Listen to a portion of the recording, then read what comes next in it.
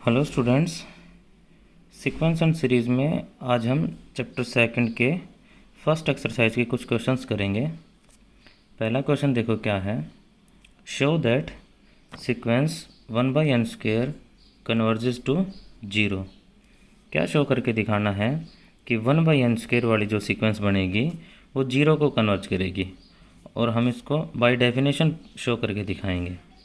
तो यहाँ पे an क्या दे रखा है, an की वैल्यू तो 1/n² है, और हमें पता है l की वैल्यू कितनी है, 0।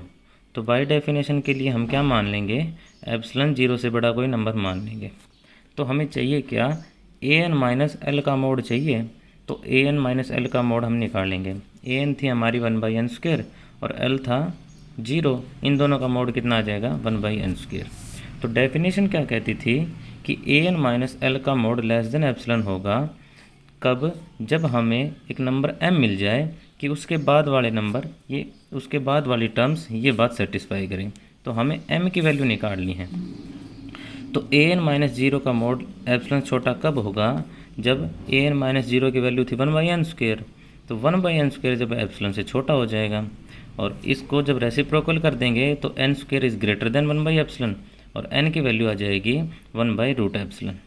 तो क्या आया यहाँ से कि an माइनस 0 का मोड एप्सिलॉन से छोटा होगा जब n की वैल्यू 1/√एप्सिलॉन से ज़्यादा होगी। तो हमें m की वैल्यू मिल गई।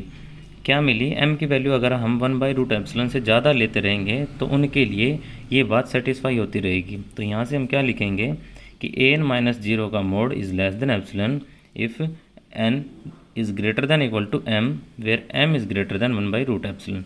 तो हमें m की वैल्यू मिल गई। m की वैल्यू मिल गई तो ये वाली सीक्वेंस an किसको कन्वर्ज कर जाएगी, 0 को कन्वर्ज कर जाएगी। तो हम क्या लिखेंगे कि 1/n² वाली जो सीक्वेंस है वो 0 को कन्वर्ज कर गई। दूसरा क्वेश्चन देखो क्या है।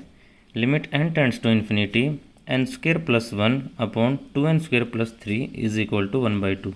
इस बात का मतलब क्या है कि ये जो सीक्वेंस है n² + 1 अपॉन 2n² + 3 वाली, ये 1/2 को कन्वर्ज करेगी। ये शो करके दिखाना है।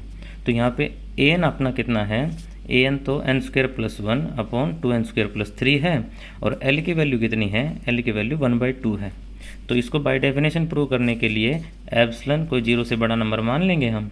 तो हमें चाहिए क्या, an माइनस एल का मोड चाहिए। तो an माइनस एल का मोड की वैल्यू हम निकालेंगे।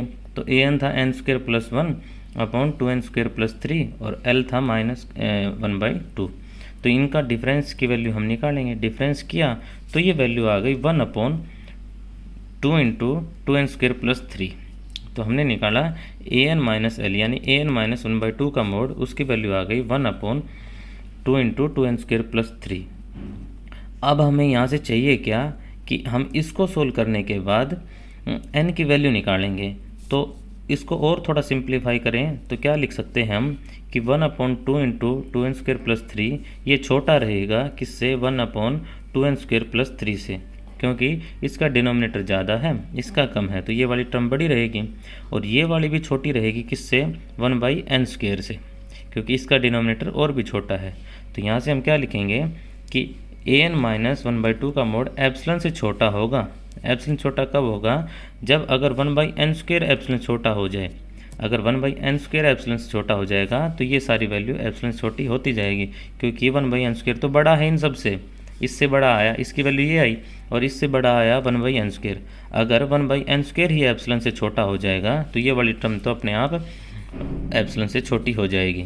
तो हमने यहाँ से क्या लिखा, 1/n² अगर एप्सिलॉन छोटा हो गया तो n² क्या हो जाएगा, रेसिप्रोकल करने से sign change, n² is greater than 1/एप्सिलॉन और n इज़ ग्रेटर देन 1/√एप्सिलॉन। तो यहाँ से हमने क्या लिखा कि an माइनस 1/2 का mod is less than epsilon if n is greater than equal to m, और m की वैल्यू कितनी आई है, m की वैल्यू 1/√एप्सिलॉन से अगर हम ज़्यादा लेते जाएंगे तो उनके लिए ये बात सेटिस्फाई होती जाएगी। तो हमें m की वैल्यू मिल गई, m ही चाहिए है। इसको बाय डेफिनेशन प्रूव करने के लिए m की वैल्यू चाहिए, m की वैल्यू, और m की वैल्यू हमें मिल गई। मिलते ही तो क्या हुआ कि an वाली सीक्वेंस 1/2 को कन्वर्ज कर गई।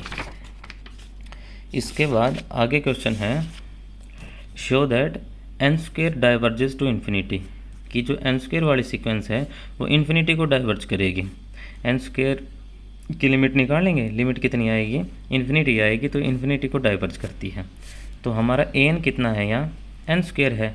अब डाइवर्ज के लिए डेफिनेशन क्या थी कि के कोई जीरो से बड़ा, यानी कि बड़े से बड़ा कोई के नंबर हम ले लेंगे, तो उसके लिए भी हमें एक नंबर एम चाहिए कि उस एम के बाद वाली टर्म्स सारी इस के से बड़ी होती जाएं। तो हमने के कोई जीरो से बड़ा नंबर ले लिया। अब ए एन ग्रेटर देन के चाहिए, ए एन ग्रेटर देन के लेके चलेंगे, तो ए एन कितना था, n square is greater than k. यहाँ से एन की वैल्यू कितनी आई, रूट के।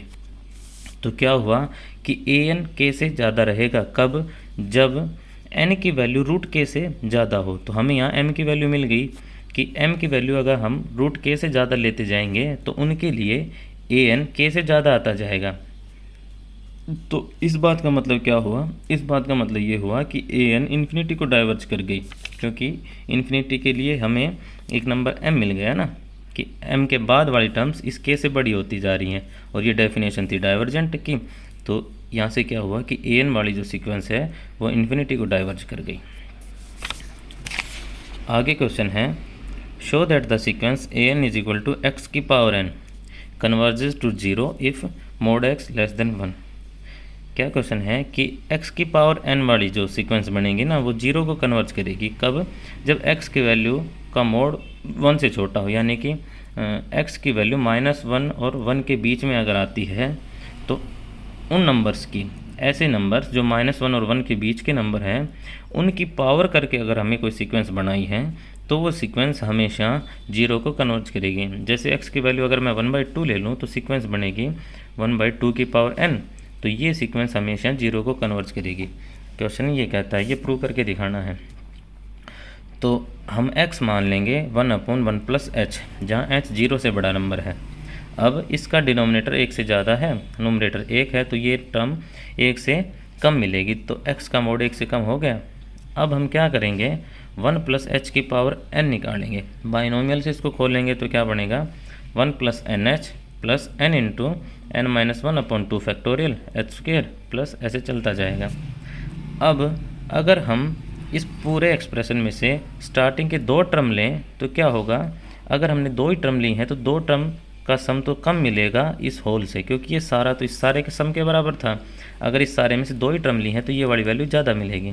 तो क्या हुआ, 1 + h की power n is greater than equal to 1 + nh, और जब इसका रेसिप्रोकल करेंगे तो क्या हो जाएगा, 1/1 + h की power n is less than equal to 1/1 + nh। अब हमें चाहिए क्या, हमें तो दिखाना है कि ए एन वाली सीक्वेंस जीरो को कन्वर्ज करती है।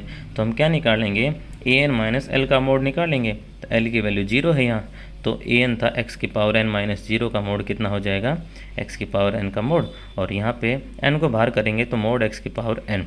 एक्स हमने कितना माना है, 1/1 + h, तो क्या हो जाएगा 1/1 + h की पावर n। और यहाँ अभी क्या प्रूव कर दिया, 1/1 + h की पावर n किससे छोटा है, 1/1 + nh, तो is less than equal to 1/1 + nh। ये हो गया। तो एप्सिलॉन जीरो से बड़ा कोई नंबर मानेंगे। ए एन माइनस एल का मोड एप्सिलॉन से छोटा कब होगा, जब ये वाली वैल्यू एप्सिलॉन से छोटी आ जाए। तो ये वैल्यू क्या है, 1/1 + nh is less than epsilon. और इसका रेसिप्रोकल करेंगे तो क्या होगा, 1 + nh इज़ ग्रेटर देन 1/ε, और n is greater than 1/ε minus 1/h। h zero से बड़ा नंबर है तो ये नंबर डिफाइन हो जाएगा। तो यहाँ से क्या मिला कि n की वैल्यू अगर इस नंबर से, ये एक नंबर आएगा, इस नंबर से ज़्यादा लेते जाएंगे तो उनके लिए an-0 का मोड एप्सिलॉन से छोटा आता जाएगा। तो हमें m की वैल्यू मिल गई। m की वैल्यू क्या होगी, m की वैल्यू अगर 1/ε माइनस 1/h से ज़्यादा लेंगे तो उनके लिए ये डिफरेंस सेटिस्फाई होता रहेगा। तो हम यहाँ से क्या लिखेंगे कि an-0 का mod is less than epsilon if n is greater than equal to m, where m is greater than 1/ε minus 1/h। तो इस बात का मतलब क्या हुआ कि an वाली सीक्वेंस जीरो को कन्वर्ज कर गई। Thank you.